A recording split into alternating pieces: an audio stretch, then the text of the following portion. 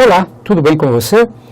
Nós estamos hoje nesse Falando Nisso para fazer algumas observações sobre a polêmica, decisão do Supremo Tribunal Federal, tomada em um habeas corpus apenas, segundo a qual é possível então decretar-se a prisão do réu após um segundo julgamento por um tribunal de segundo grau, sendo esse tribunal de segundo grau pode ser tanto uma corte estadual quanto uma corte federal de segundo grau. No caso, o Tribunal Federal de Recursos no âmbito federal ou um tribunal de justiça.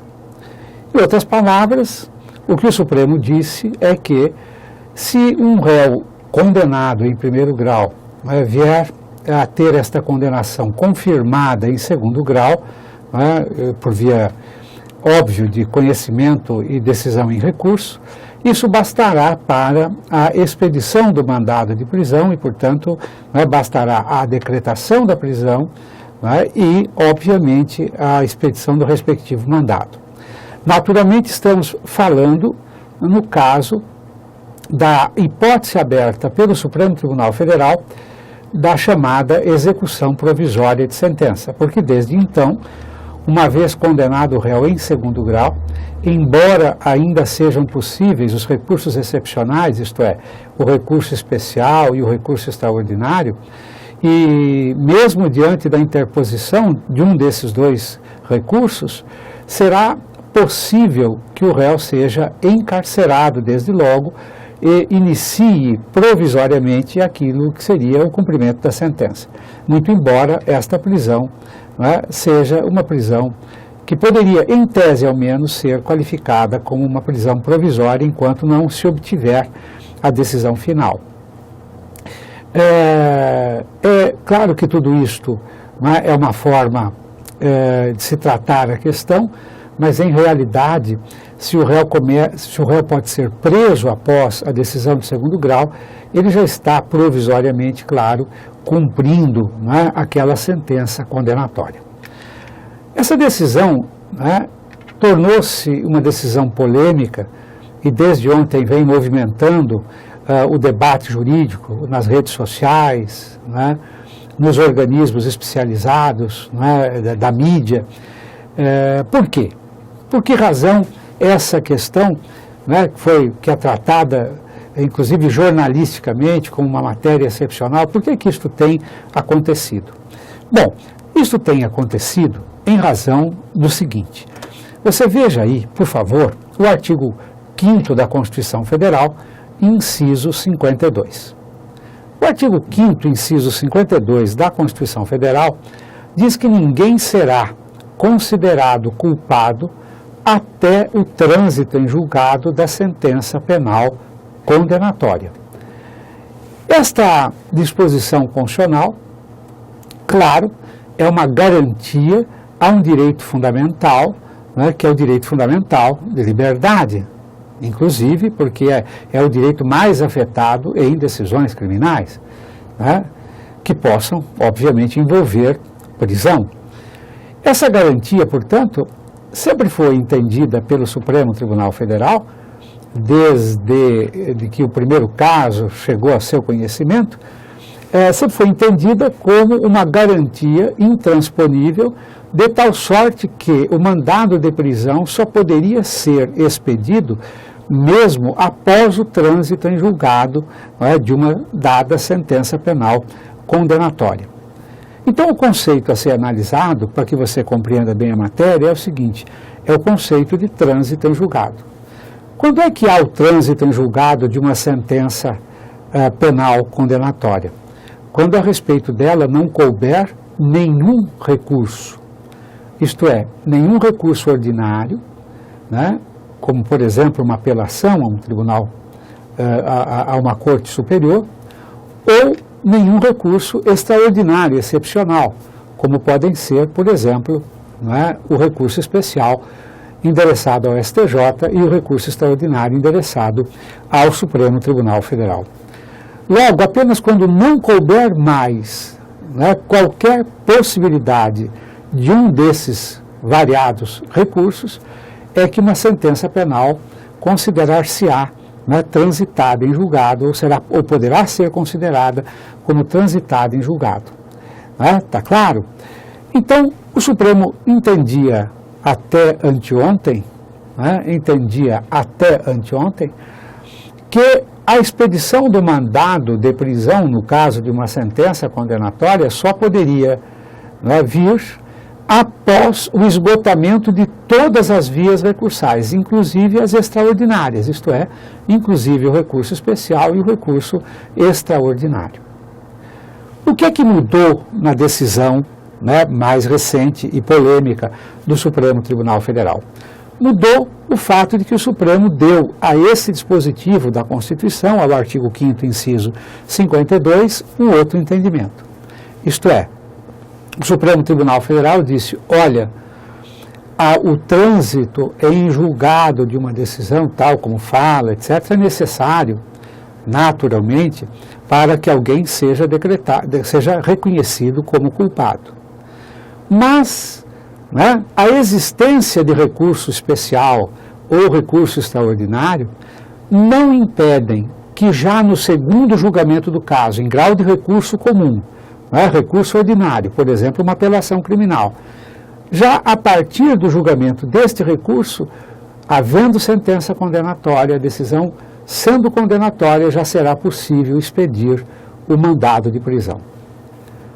Não se sabe ainda os fundamentos, ou quais foram os fundamentos exatos da decisão do Supremo, que foi uma decisão por maioria.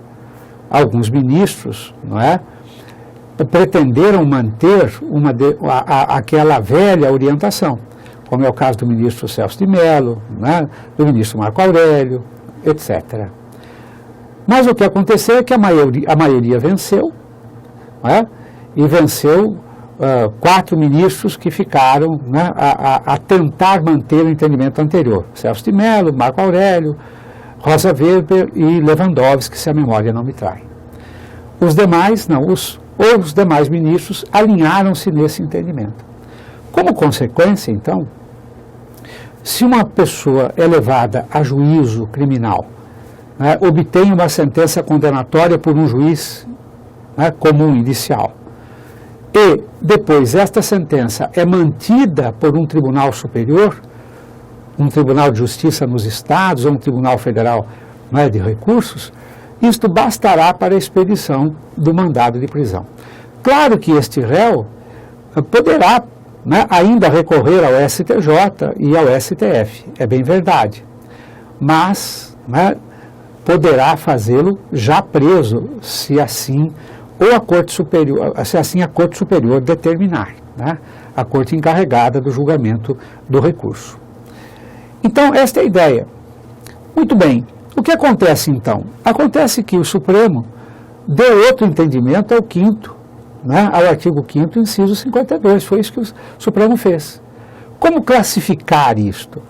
Alguns constitucionalistas dizem que o que está acontecendo aí é o fenômeno da mutação constitucional. Digamos assim, a atualização do sentido do texto constitucional em razão de novas circunstâncias ou coisas que o valham, quando há necessidade disso, pode haver essa mutação constitucional, mutação do sentido do texto da Constituição, que era um e passa a ser outro, em razão de certas circunstâncias novas, etc. E essa mutação constitucional pode ser um fundamento utilizável aqui para essa mudança total de rumos por parte do Supremo Tribunal Federal.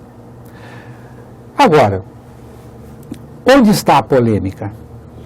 A polêmica está, por exemplo, centrada no fato de que se questiona se o Supremo poderia dar a esse dispositivo a interpretação nova que deu, sobretudo porque o legislador constituinte escreveu na Constituição com clareza que a culpa formada só se dá após o trânsito em julgado da sentença penal condenatória, o que só acontece quando não mais é possível qualquer recurso, inclusive os excepcionais.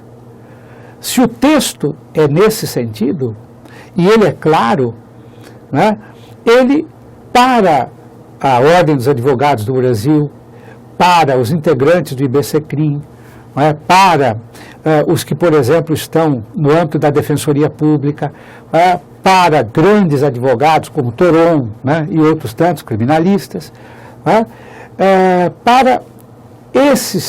para um grande contingente de atores jurídicos e juristas que atuam nesta área, o Supremo teria rasgado a Constituição.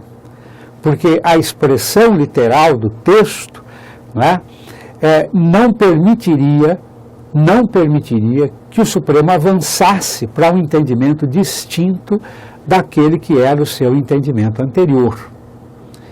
Lênio Streck, estimadíssimo jurista gaúcho, e que tem uma vida dedicada a lidar com temas da hermenêutica jurídica e, sobretudo, da hermenêutica constitucional, da interpretação constitucional. Lênio Streck também afirma, literalmente no Conjur, que, em verdade, o Supremo teria rasgado a Constituição, porque o texto, como ele sempre diz, inclusive nas suas obras, o texto é o limite. E não dá para...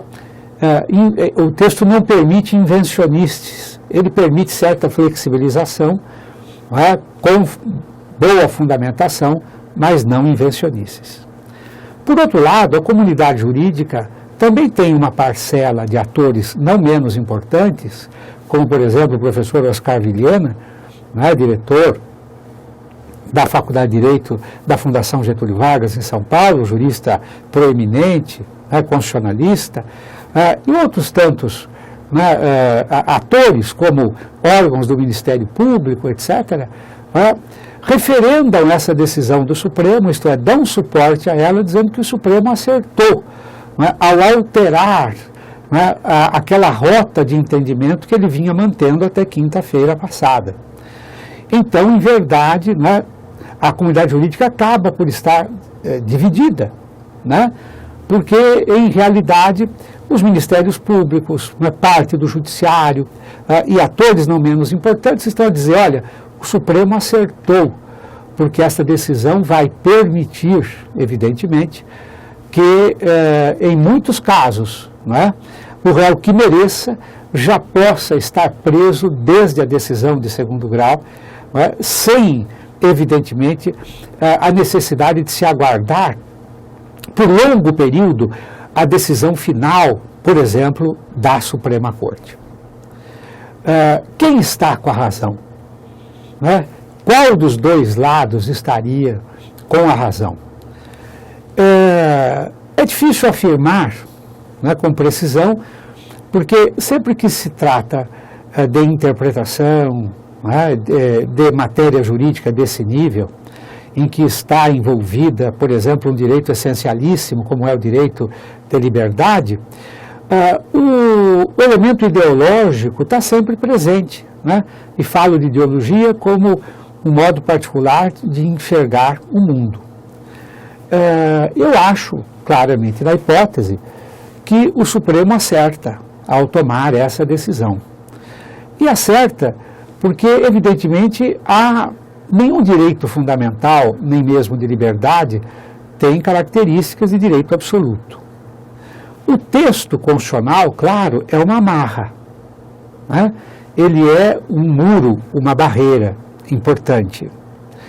Mas, numa sociedade democrática, a Constituição é aquilo que a Suprema Corte diz que ela é. Em verdade, não há como desdizer isto. E, em realidade, não sendo, digamos assim, absoluto o direito à liberdade, é claro que a interpretação constitucional admite e permite a ponderação de certos interesses. A sociedade que se vê agredida por uma criminalidade de nível elevado, a realidade brasileira que vem se transformando para o mal nesta órbita de uma maneira que nós conhecemos, obviamente perfaz uma realidade que toca a sensibilidade também dos ministros do Supremo Tribunal Federal encarregados, não é, da defesa da Constituição, da ordem jurídica, mas, sobretudo, também, não é, da sua aplicação de tal modo a fazer com que os interesses que devam ser preponderantes, no caso, né, de fato, preponderem. E que são jurídicos também, e relevantes também. Portanto, dizer agora que esta solução é correta ou equivocada, nos meios jurídicos, essa discussão vai prosseguir quase que infinitamente. Países civilizados, né, ou que consideramos civilizados, por outro lado, mantêm regras, né, que permitem a prisão antes do julgamento de recursos extraordinários.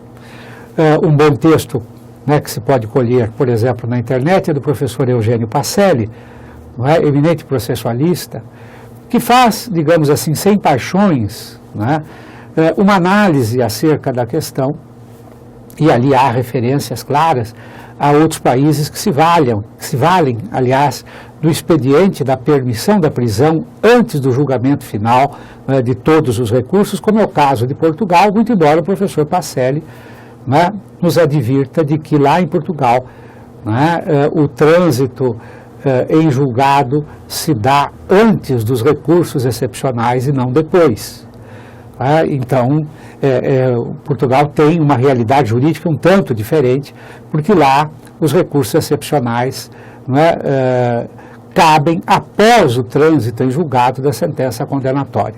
Nos Estados Unidos, que como nós sabemos tem uma outra visão, uma outra percepção, uma sentença condenatória de um juiz de primeiro grau pode ensejar a prisão, né, efetivamente.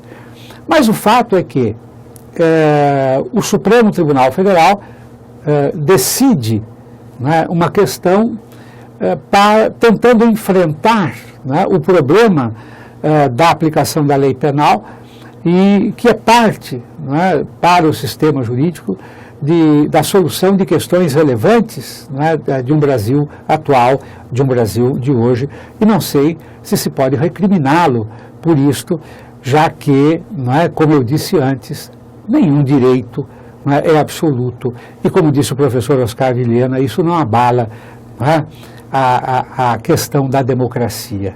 Né?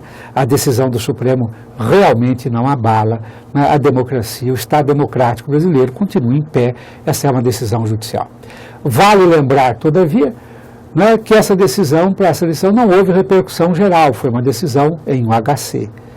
Então a sua extensão automática a todos os casos não existe, e quando houver, evidentemente, a necessidade da prisão nesses casos, ela terá de ser requerida pelo Ministério Público, né, e, obviamente, deferida fundamentadamente pela Corte nas hipóteses. A polêmica prossegue.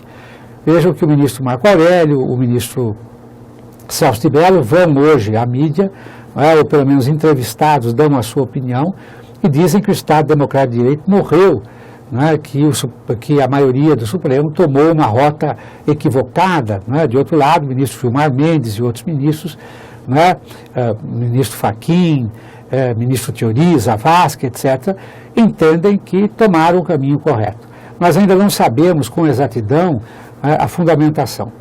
Mas esta polêmica que não vai cessar, né, é uma polêmica que provém de uma decisão, né, que, como eu imagino, como eu penso, e parte da comunidade jurídica também pensa, era uma decisão necessária, não é, para ajustar a interpretação do texto constitucional àquilo que, né, efetivamente se espera, né, dele, né, em relação mesmo a garantias quanto ao direito de liberdade. O professor Lênio Streck, que é, como ele próprio diz, se autodenomina um originalista, né, como era originalista o ministro Scalia da Suprema Corte Americana, falecido ainda nesta semana, né, ele deseja que o texto inicial seja preservado a todo custo. Mas é óbvio que, né, os tribunais também se movem em razão da conjuntura, né, procurando adaptar mesmo o texto constitucional àquela realidade candente e necessária. não é a primeira vez que o Supremo assim age e não será a última. Mas você, como pensa? Você, o que acha? A nossa opinião é muito relativa ou quase nada. O importante é o que você pensa e é importante que você saiba por que é que o Supremo tomou essa decisão e foi nesse sentido esse Falando Nisso. Foi muito bom rever vocês. Grande abraço e até mais ver.